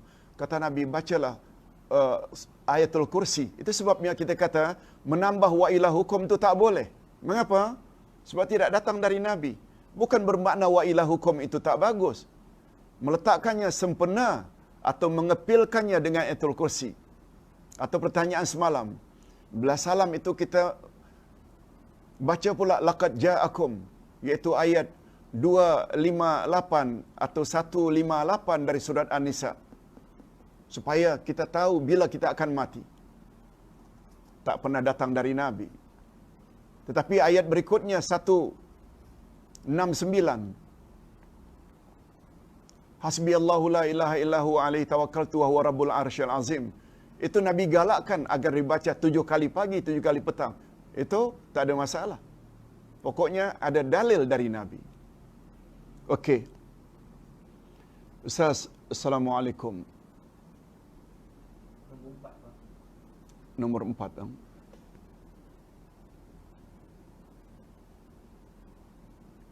Amirah Rashid. Adakah bersalaman itu Ustaz maksudkan sejurus selepas salat atau selepas? Ya, itu yang Ustaz maksudkan. Sejurus selepas salat. Bukan bersalaman yang tak ada kena mengena dengan salat, itu dianjurkan. Ustaz dah jelaskan tadi. Bila dikaitkan dengan salat, Kita perlu akur sebagaimana yang telah ditetapkan oleh Rasul sahaja. Yang kelima, Assalamualaikum Ustaz. Apakah lebih afdal kalau kita memilih untuk melakukan salat sunat tarawih berjamaah di rumah bersama isteri dan anak-anak di rumah masing-masing seperti sekarang daripada penunaian di masjid? Hanya selepas ini baru kemudian ke masjid untuk iktikaf dan qiyamul lail. Melaksanakan tarawih di rumah juga lebih selesa dan tidak tergesa-gesa untuk ke masjid, selain dapat menggalakkan anak-anak kecil untuk bersama-sama menghidupkan malam-malam Ramadan tanpa mengganggu jemaah lain kalau di masjid. Hadirin dan hadirat, memang pada asalnya Nabi ada menyebut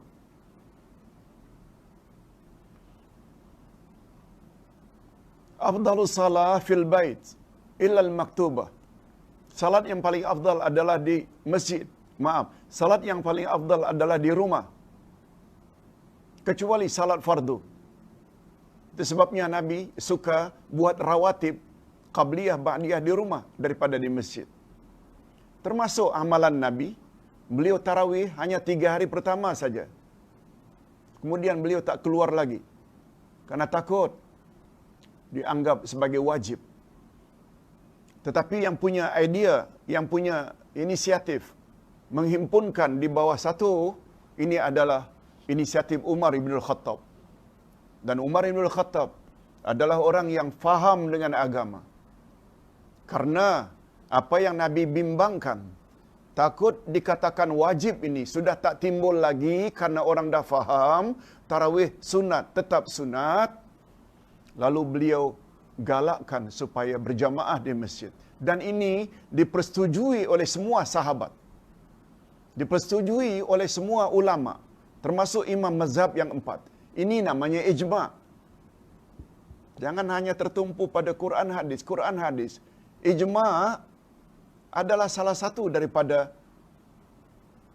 rujukan atau referensi dalam Ahlus Sunnah wal Jamaah. Itu sebabnya begitu Umar jadikan salat tarawih ini di masjid,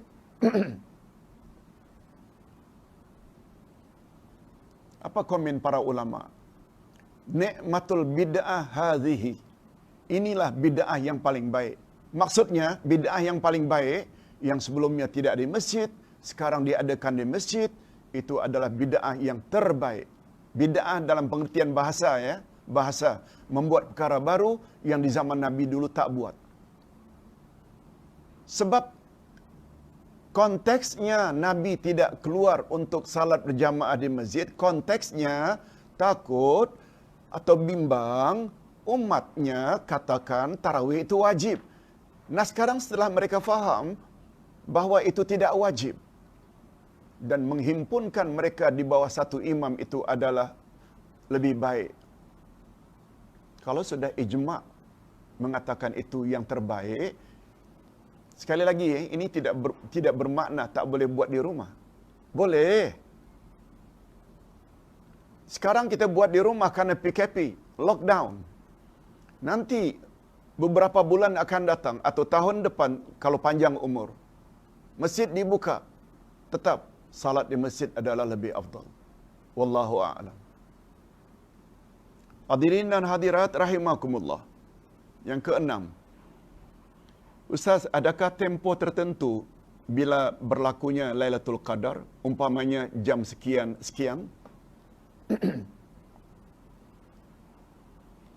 Yang mustahak Lailatul Qadar itu bermula daripada malam. Malam ini dikatakan malam bila masuk maghrib. Walaupun rinciannya ada namanya masaan, evening, ada namanya midnight, ada namanya sahur. Tapi yang namanya malam keseluruhan itu sejak maghrib hingga subuh. Al-Quranul Karim hanya menyebut berakhirnya Lailatul Qadar hatta salamun hiya hatta matla'il fajr. Selamat sejahteralah Lailatul Qadar itu hingga terbit fajar. Hingga dalam bahasa Arab Perkataan hatta itu mengandung makna harfun lil ghayah, berakhirnya sesuatu. Dalam Al-Quran hanya menyebut Lailatul Qadar berakhir sampai terbit fajar. Dan azan subuh berakhirlah. Tidak menyebut bila bermula. Tetapi karena namanya Lailatul Qadar, Lailah itu malam, sejak dari Maghrib, Isya, sampai jam 10, 11, terus itu malam. Walaupun kita tak nafikan, bahagian malam yang paling istimewa adalah sepertiga akhir malam. Okey, bila ditanya bila bermula, Ustaz yakin dia bermula sejak selesai salat Maghrib. Yang ketujuh, Jamaliyah Ya'qub. Ustaz, apa perubahan pada seseorang yang mendapat Lailatul Qadar? Ini nanti barangkali akan Ustaz jawab esok atau lusa. Tanda-tanda puasa kita makbul. Tanda-tanda amal kita makbul, salat ke, puasa ke, haji ke, ada beberapa tanda-tanda. Mungkin waktu itu kita akan jelaskan pertanyaan seseorang yang mendapat Lailatul Qadar macam mana. Baik. Sukmawati Abdul Manaf. Ustaz Assalamualaikum Uday, mengenai doa. Adakah dikira satu doa jika seseorang mengaminkan doa live dari Imam Masjidil Haram yang ditonton online? Hadirin dan hadirat rahimakumullah. Berdasarkan pembacaan Ustaz, doa boleh sendiri, doa kadang-kadang boleh ramai. Apa yang Ustaz pernah baca, amin pertama ini ialah doa yang dibaca oleh Nabi Musa yang diaminkan oleh saudaranya Harun. Amin, kata Harun terhadap doa Nabi Musa. Nabi Muhammad sallallahu alaihi wasallam pernah menyebut, apabila imam sudah membaca waladdallin, hendaklah kamu aminkan. Idza qala al-imam ghairil maghdubi alaihim waladdallin fa aminu, hendaklah kamu aminkan. Lalu kita baca amin. Apa makna amin? Istajib lana rabbak, doa ana. Kabulkanlah doa kami ya Allah. Bagus juga, sempena Ustaz ingat, di dalam buku Ustaz, Rawatlah Diri Anda dengan Al-Quran, Ustaz ada sebut di sini, bila kita membaca Al-Fatihah untuk merawat pesakit, A'udzubillahi minasyaitanirrajim, bismillahirrahmanirrahim, alhamdulillahirabbil alamin, arrahmanirrahim, sampai waladdallin, jangan tambah amin. Sebab hadis yang datang dari Nabi, bila imam membaca Al-Fatihah sampai waladdallin fa aminu, itu dalam salat. Dengan kata lain, kalau bukan dalam salat, amin tidak digalakkan. Begitu pandangan salafus salih, para sahabat. Termasuk bila Al-Fatihah itu baca untuk rawatan atau penawar. Okey, berbalik kepada pertanyaan. Andai kata, Ustaz, seseorang berdoa lalu kita aminkan. Yes, memang macam itu. Malah istilah amin ini sudah digunakan oleh agama-agama lain juga. Yahudi, Nasrani, mungkin slangnya agak sedikit berbeza. Amen ke, amin ke, amin ke, amin. Semuanya itu membawa makna yang sama, iaitu kabulkanlah doa kami. Okey, sekarang kita tidak dapat membaca dengan lebih banyak sebab kemampuan kita sangat terbatas. Lalu kita ada recording doa dari Imam Masjidil Haram ke, syekh ini ke, syekh itu ke, kita pasang. Dia doa. Lalu kita yang mendengar ini, amin, amin, amin. Tentu saja doa-doa yang kita kenal pasti doanya baik-baik belaka. Biasanya doa-doa yang disampaikan oleh imam, apalagi ada translate-nya English ke Melayu ke, dan kita rasa kita juga ingin sebagaimana yang dia doakan, boleh kita aminkan. Ustaz yakin boleh. Itu pandangan Ustaz. Wallahu a'lam. InsyaAllah Allah Maha Tahu dan Allah akan kabulkan. Ustaz pernah kirim doa yang dibaca oleh Syekh Abdul Rahman Ausi. Sungguh cantik, sungguh merdu. Dan bagus sekali kandungannya. Dan Ustaz minta para jemaah sekalian dengar dan aminkan. Ini keyakinan Ustaz. Sebab Allah Subhanahu Wa Taala Maha Tahu. Hadirin dan hadirat serta para pemirsa yang saya hormati. Rozita Abdul Ghani, Ustaz, bolehkah kita doa dalam sujud? Doa dari ayat-ayat Quran. Okey, Ustaz pernah jawab. Nabi pernah melarang membaca Al-Quran dalam rukuk dan sujud.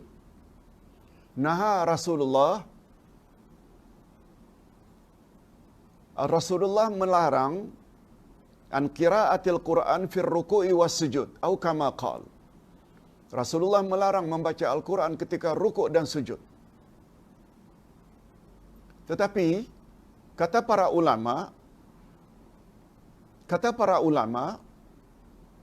termasuk mufti di Timur Tengah, termasuk Arab Saudi yang pada umumnya sangat faham dalam hal ini, kata mereka, apabila ayat Quran itu dengan tujuan doa, bukan membaca Quran, seperti Rabbana atina fid dunya hasanah, seperti Rabbighfirli wali walidayya, seperti Rabbana hablana min azwajina wa dzurriyyatina, seperti Rabbana zalamna anfusana, Rabbana hablana min azwajina, boleh dibaca ketika sujud. Tapi dengan niat. Niat apa? Niat doa, bukan niat membaca Al-Quran. Boleh insya-Allah. Itu pandangan Ustaz. Ustaz setuju dengan pandangan tersebut. Bukan dengan maksud membaca Quran. Mengapa membaca Quran ketika sujud tak boleh? Karena Quran kalamullah. Kalamullah maha tinggi. Sedangkan sujud dan rukuk itu kita dalam keadaan posisi rendah. Bila kita sedang rendah, sebaiknya jangan kita membaca Al-Quran. Okey. Yang ke-10, Mawar Desa.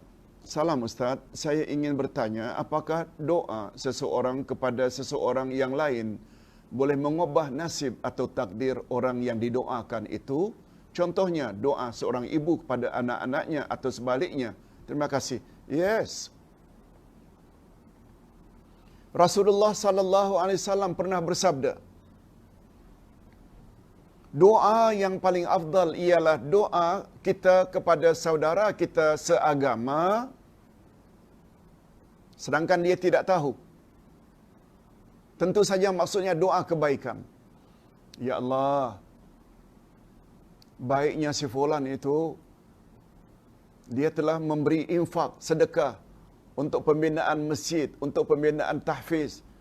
Ya Allah, murahkan rezeki untuknya, panjangkan umur untuknya. Nah kita berdoa, Ya Allah, Ya Allah, jadikanlah anakku, cucuku menjadi anak yang saleh dan salihah.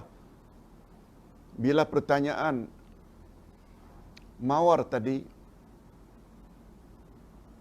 yaitu bolehkah doa orang lain ni terhadap orang lain merubah nasib dia? Boleh. Boleh. Tak semestinya dia berdoa sendiri. Umpamanya Ustaz katakan, Ya Allah, jadikanlah aku, keluargaku dan semua jemaahku yang menonton ceramah ini secara live, masukkanlah kami semuanya di dalam syurga-Mu. akhirilah hayat kami dalam husnul khatimah. Lalu yang lain mendoakan, mengaminkan. Boleh membawa kesan. Cuma itu tergantung pada pengkabulan Allah. Kita hanya berdoa. Tapi pertanyaannya, boleh tak merubah nasib seseorang? Boleh. Bila Allah kabulkan, tak salah.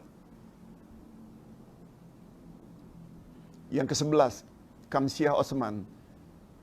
Bagi yang tak dapat menentukan bila munculnya Lailatul Qadar.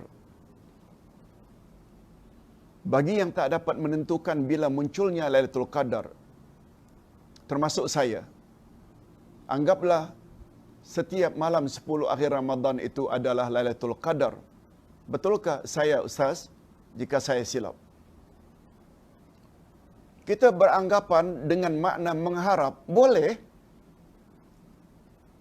Kalau Nabi pernah sebut, dia akan turun pada 10 Ramadan terakhir. Cuma ketika ditanya, malam-malam manakah lebih boleh diharapkan? Diharapkan. Bukan bermakna malam genap itu tak akan diturunkan. Cuma lebih diharapkan. Cuma dari malam-malam ganjil, lagi-lagi boleh diharapkan malam 27. Itu saja. Boleh saja. Tapi jangan confirm. Tapi mengharap 10 malam terakhir. Sama ada malam ganjil atau malam genap, beramal sajalah. Bila dapat, Alhamdulillah. Bila tak dapat pun tak akan sia-sia usaha doa yang kita telah doakan atau telah lakukan pada malam-malam tersebut. Begitu Kamsiah. 12, Lili Lokman. Salam Ustaz. Maaf Ustaz. Harap Ustaz beri penjelasan tarikh dan tahun kita mati telah ditentukan dan ditetapkan oleh Allah. Saya keliru sedikit. Jika kita bersedekah dan minta panjang umur supaya boleh lama membuat amal ibadat di dunia, adakah tarikh kematian kita ditangguh? Ustaz tadi dah jelaskan. Ada takdir mubram, ada takdir mu'allaq. Takdir mubram apa yang tertera di dalam Lauh Mahfuz, itu tak boleh dirubah. Takdir mu'allaq pula takdir yang tertulis apa yang ada di tangan malaikat. Allah kata pada malaikat, umur si fulan ini adalah 50 tahun. Bila dia tidak bersedekah, bila dia tidak menghubungi silaturahim, bila dia tidak berdoa, 50 saja. Tapi delay, hai malaikat, umurnya menjadi 70. Kalau dia bersedekah, kalau dia silaturahim, kalau dia berdoa. Malaikat tidak tahu dia akan cabut umur 50 ke 70. Malaikat tak tahu. Hanya Allah saja yang tahu. Oleh sebab itu dalam pemerhatian malaikat, bila si fulan itu, orang yang tidak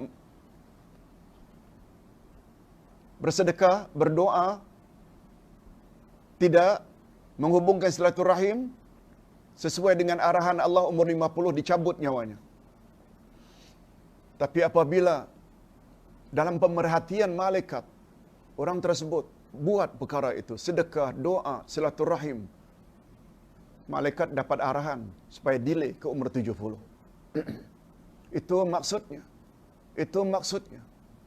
Jangankan kita, malaikat pun tak tahu. Itu hanya ada dalam ilmu Allah. Orang itu akan jadi orang yang suka bersedekah ke atau tidak suka bersedekah, semua Allah tahu. Itu maksudnya. Wallahu a'lam. 13. Ustaz, Alhamdulillah, terima kasih Ustaz atas perkongsian dan pencerahan ilmunya. Apakah pengertian bertafakkur seperti mana disabda Nabi sallallahu alaihi wasallam, di manakah yang lebih ideal? Zikir secara jahar atau sir? Okey. Tafakkur maknanya fikir. Jangan gunakan istilah tafakkur seperti umpamanya kami di Indonesia dulu-dulunya. Bila mengenang umpamanya pahlawan-pahlawan yang berjasa, kita diarahkan dulu supaya menunduk tafakur. Tafakur macam itu tafakur cara orang kafir. Kita umat Islam, tafakur kita dengan berdoa. Dengan berdoa. Tafakur dalam Islam dengan makna fikir. Fikir akan kebesaran Allah. Zikir dan fikir. Zikir dan fikir. Zikir ni sebut. Fikir ini ingat kebesaran Allah. Apakah pengertian tafakur? Sebagaimana sabda Nabi sallallahu alaihi wasallam, di manakah lebih afdal, zikir secara jahar atau sir? Okey, pertama ustaz nak bezakan zikir menyebut. Tafakur lebih kepada memikirkan. Itu sebabnya ketika Allah menyebut ciri-ciri ulul albab yang kita baca setiap salat malam, ayat 190, 192. Kita kan digalakkan agar membaca dari ayat 190 hingga 200. Ayat 190, inna fi khalqis samawati wal ardi wa ikhtilafil laili wan nahari la ayatin li ulil albab. Siapa ulil albab? Alladzina yadhkuruna Allaha qiyaman wa qu'udan wa 'ala junubihim wa yatafakkarun. Mereka berzikir pada Allah ketika berdiri, ketika duduk, ketika baring, dan mereka banyak berfikir. Setelah Ustaz jelaskan makna zikir lain sebut, fikir lain iaitu ingat, mana yang lebih afdal Ustaz, zikir secara jahar atau sir? Hadirin dan hadirat serta para penanya yang saya hormati. Zikir adalah ibadat. Ibadat mesti ikut cara Rasul. Sebagaimana yang tertera dalam Al-Quran atau hadis Nabi sallallahu alaihi wasallam. Nabi pernah menyebut dalam hadis riwayat Imam At-Tirmizi, afdalu zikri al-khafi. Sebaik-baik zikir adalah perlahan-perlahan. Itu sebabnya dulu-dulu antara tarawih ke tarawih, lalu kita bersalawat, berzikir, meraung-raung, terlolong-lolong. Itu bukan begitu cara zikirnya Rasulullah sallallahu alaihi wasallam. Malah Nabi kata, afdalu zikri al-khafi. Tanpa menafikan, juga ada zikir yang digalakkan supaya dikuatkan sebagai syiar. Contoh, azan. Matlamat azan untuk memberitahu masuk waktu. Itu sebabnya Bilal akan melaungkan sekuat-kuatnya. Zaman dahulu, bila ada mic, loudspeaker, pakai loudspeaker. Allahu Akbar, Allahu Akbar. Bahawa karena tujuan daripada azan untuk memberitahu seramai mungkin bahawa masuk waktu. Yang kedua, talbiyah. Labbaik Allahumma labbaik. Itu syiar. Yang ketiga, takbir hari raya. Allahu Akbar, Allahu Akbar. Syiar. Oleh sebab itu, selain yang tiga itu, azan, talbiyah, labbaik Allahumma labbaik, takbir hari raya, yang lain itu sebaiknya perlahan-perlahan. Itu menurut pandangan Ustaz. Itu sebabnya zikir Abi Salab. Dia bukan azan, bukan talbiyah, bukan takbir. Itu sebabnya Nabi pernah mendengar orang yang bertakbir dengan suara yang lantang. Kata Nabi, "Hei para sahabat, kasihanilah dirimu, rendahkan suaramu. Allah itu maha dekat, dia tidak jauh. Allah itu maha mendengar, dia tidak pekak." Sampai begitu kata Nabi. Walaupun ada hadis yang sahih menyebut pada zaman Nabi kita tahu bahawa salat dah selesai, iaitu dengan suara takbir. Tapi ingat, konteksnya bukan teks. Konteksnya apa? Karena ketika itu mereka baru belajar wirid Abi Salat. Perlulah diajar dengan suara kuat. Setelah mereka itu tahu itu jenis zikirnya, mereka mula perlahan-perlahan. Apa sebab perlahan?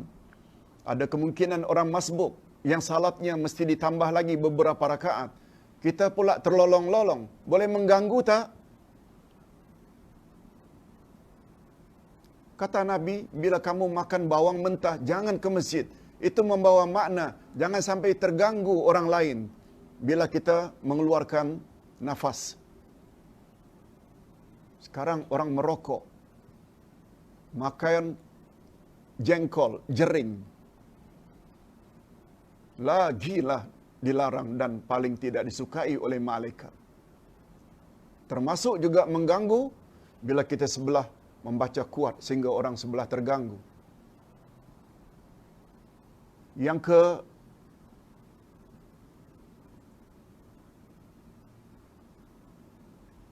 14 mawar desa lagi. Salam Ustaz, maaf saya ingin bertanya lagi, apakah kaitan istighfar dengan takdir? Karena ayat-ayat Al-Quran yang menyuruh kita beristighfar, niscaya Allah akan melimpahkan rezeki dan rahmatnya kepada manusia. Mohon pencerahan dari Ustaz. Yes. Ustaz ada tulis kitab Murah Rezeki.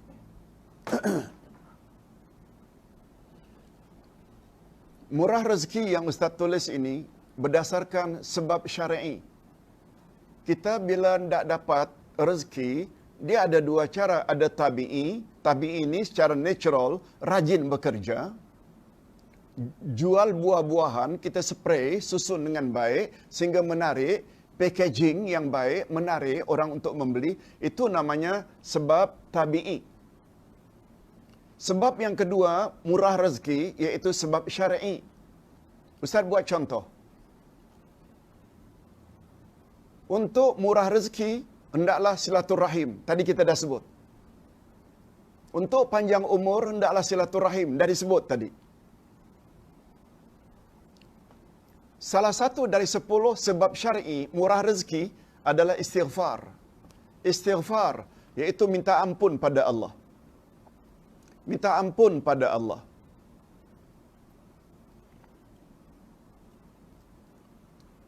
Tentang minta ampun pada Allah ini, sangat banyak ayat-ayat Quran yang menyebutnya. Sangat banyak ayat-ayat Quran yang menyebutnya. Lihat. Ustaz letak nombor 1 lagi. Kunci nombor 1 murah rezeki adalah istighfar dan tobat. Kita boleh lihat di dalam surat Nuh. Surat Nuh Allah berfirman pada ayat 10 hingga 12. Coba dengar.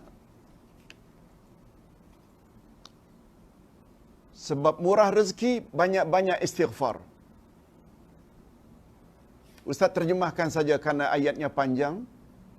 Maka aku katakan kepada mereka, kata Nuh, mohonlah ampunan pada Tuhanmu. Maknanya beristighfarlah kepada Tuhanmu. Sesungguhnya dia adalah maha pengampun. Niscaya dengan istighfar, dia akan mengirimkan hujan padamu dengan lebat. Dia akan memperbanyak harta dan anak-anakmu. Mengadakan untukmu kebun-kebun dan mengadakan pula di dalamnya untukmu sungai-sungai. Semuanya itu adanya hujan lebat, dapat anak, dapat cucu, banyak-banyak istighfar. Jadi pertanyaan tadi oleh Mawar Desa, apa kaitannya Ustaz? Ini yang kita sebutkan. Walaupun kita tak sebut dalam nota tadi, Allah tahu orang tersebut akan murah rezeki karena dia dulu banyak istighfar. Malaikat tak tahu. Itu jawaban Ustaz. Abu Faris, salam Ustaz. Tolong jelaskan dengan ringkas apa itu qada, apa itu qadar. Qada dan qadar ini ada ulama yang mengartikan maknanya sama, iaitu ketetapan Allah. Tapi pendapat yang lebih kuat, qada ini adalah ketetapan Allah sejak azali. Qadar pula atau takdir ini apa yang akan berlaku. Ada pula pendapat yang ketiga, takdir itu adalah ketetapan Allah sejak azali. Qada itu ialah apa yang akan berlaku pada setiap manusia di bumi ini sesuai dengan takdir yang telah ditetapkan. Ini pendapat yang ketiga ini yang terkuat. Pemahaman mudahnya, tidak buat satu bangunan rumah berapa tingkat, pilingnya berapa kuat. Betul tak? Kita akan buat pelan dulu. Pelan itu namanya takdir. Sedangkan qada ini, iaitu tukang-tukang akan buat rumah tersebut, bangunan tersebut sesuai dengan pelannya. Itu namanya qada. Ada yang mengartikan sama qada dan qadar, ada yang mengartikan terbalik, yang pelan itu qada, yang takdir itu pelaksanaan. Ada yang mengartikan takdir itu adalah pelan dan qada itu pelaksanaan. Wallahu a'lam. Untuk lebih jelas sila baca buku Akidah Ahlussunnah jilid 1. Dan terakhir, Amiruddin Muhammad tulis, Ustaz, kalau tak silap saya, ada hadis sahih Nabi suruh selepas baginda wafat kita ikut Khulafaur Rasyidin. Dan salat tarawih 20 rakaat anjuran Khalifah Umar. Pada hemat saya menepati hadis. Yes, betul Amiruddin. Baginda sallallahu alaihi wasallam dalam wasiatnya yang terakhir sebelum baginda wafat, ada 4. Ustaz baca satu saja. Apa dia? Man ya'ish minkum fasayara ikhtilafan katsira. Siapa di antara kamu punya umur panjang akan lihat banyak terjadi perbalahan di kalangan umat. Alaikum bisunnati wa sunnatil khulafa ar-rasyidin al-mahdiyyin min ba'di addu 'alaiha bin nawajiz.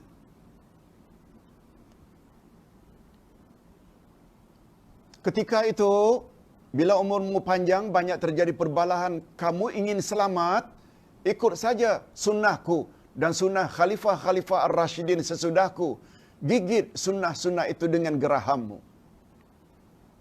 Di sini dapat kita tahu bahawa Nabi tidak hanya ikut baginda, tapi juga Nabi recommend ikut khulafaur rasyidin. Ijma' ulama mengatakan khulafaur rasyidin itu ada 4. Abu Bakar, Umar, Uthman, Ali. Nah, walaupun Nabi sallallahu alaihi wasallam melakukan tarawih witir 11 rakaat, ada riwayat 13 rakaat. Umar Ibn Khattab buat 20 dan 3. Tarawih 20, 3-nya witir. Boleh ikut sebab Umar adalah Khulafaur Rasyidin. Malah ada pandangan satu lagi. Osman Ibn Affan buat tarawih 36 rakaat. Tambah 3 jadi 39 semuanya. Tidak ikut Osman pun boleh kalau kita mampu. Oleh sebab itu perbalahan. Oh, tidak ikut sunnah lah buat 23. Nah, yang mengatakan 23 pula tak betul lah yang 11. Semua ini perbalahan disebabkan karena kedangkalan ilmu. Ini yang disebut dengan fitnah syubhat. Masih ingat? Fitnah syubhat penyebabnya karena kecetekan ilmu. Cara merawatnya adalah tambah ilmu atau yakin dengan dalil. Fitnah satu lagi fitnah syahwat. Pendorongnya karena terlalu ikut hawa nafsu.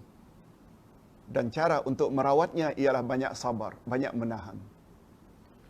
Ustaz kira sampai di sini dulu pertemuan kita, tepat 2 jam.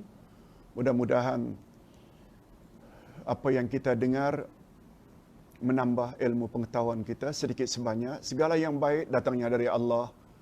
Andai kata ada kekurangan, kesilapan atau kekasaran bahasa, itu dari kekurangan Ustaz sendiri. Kita jumpa lagi insya-Allah esok dengan topik yang lain lagi. Wabillahi taufik wal hidayah. Assalamualaikum warahmatullahi wabarakatuh.